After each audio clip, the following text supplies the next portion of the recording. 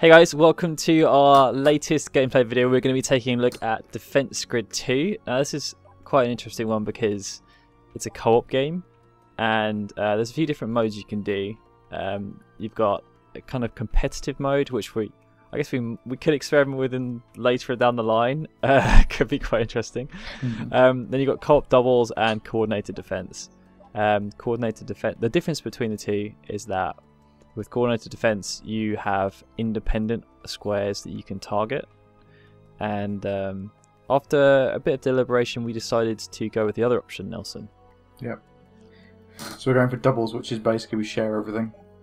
All tower placement, all resources. And I think that's it really, isn't it? Like, each of us can do anything, basically. Yeah, and we thought that would be more interesting because if we did the other one, we can basically just do whatever we want, and then if we lose, we can start pointing fingers and stuff like that. Yeah. Whereas doing it this way, we actually have to actively communicate about what we're doing because, yeah, we control each other's resources, and it could make things very interesting. The other difference is that compared to the single player, when you're doing single player, you can use speed up, and you can also do retries, which we don't have anymore. Oh, by the way, it was me readying that started it. It was you doing what? If I click ready or next, okay, it automatically starts it even if you haven't agreed. Oh yeah, I just did the same thing. Great. So yeah, I've played through a couple of levels. I don't think Nelson's just done the prologue, right? Yeah. So you'll see here we're both appearing on the screen.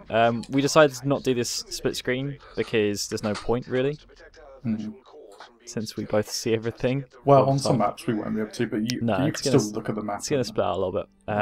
So yeah, at the moment we've got a few different we've got gun towers and inferno towers. They're pretty much the same, so you can see the attack damage is identical. The only difference is that is the range and the rate of fire. Yeah. And also you'll see that it's like, you know, just one of those AoE things. The gun tower only focuses on one enemy, whereas the inferno tower can target multiples, and it also sets things on fire, so they'll also continue taking damage a little bit afterwards too, which is quite cool. There's also a few other things, like obviously you can turn on and off the track to see where they're going, and you can turn it on and off the heat map, so you can see kind of where your damage is taking place, which is really useful because obviously you want to have the damage focused more towards the beginning of the map, hopefully. I think the scoring is based on that, so the quicker you kill things, the more score you get. But yeah, I mean, Nelson's just blowed down a load of inferno. He's still building more stuff. Yeah, why not? We don't think the resources affect your score at the end, do we? I don't think they do, no. So in which case we want to just create as much stuff on this side. I only created more things because you were talking, so I'm going to upgrade this as well. Yeah, that's fine. And this one. Do it. So there's 3 levels of upgrading, which is pretty standard for tower defense games. And they are green, yellow and red. And I haven't got too far in the game, but there's also another upgrade you can do, which is called a boost box. And basically you can put boost boxes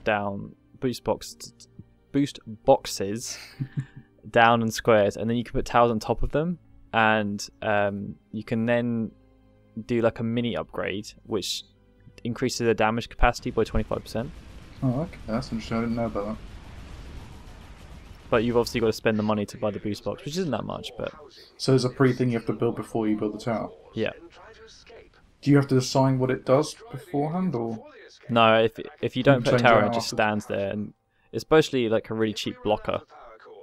Because so we've got over here, there's like a triple thing, and if we wanted, right now they're just going to run straight through the middle, but if we wanted to, we could put a tower in the middle and make them go down one direction, or we could put 2 towers here and make them go all the way down the south, or to the north, which means they get more focus on these 2 towers. So if you had a blocker, you could just put those down and just make them run anyway. In the short term. So no, we can't speed it up though. Yeah, it's a bit unfortunate. Especially since this is pretty easy at the moment. We're still doing this on normal, aren't we? Yeah. Okay. We're doing it on normal because there are no retries, and the game's not actually that easy. It's So when you say retries, what do you mean by retry? basically, if you're playing the story in the single player, you can press L1 and it will revert back to the start of a wave, and you can basically go back to the start of the level if you want.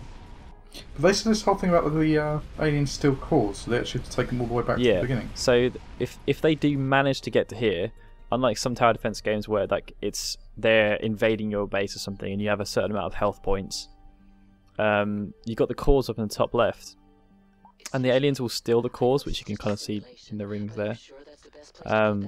But they have to carry them all the way back to the beginning.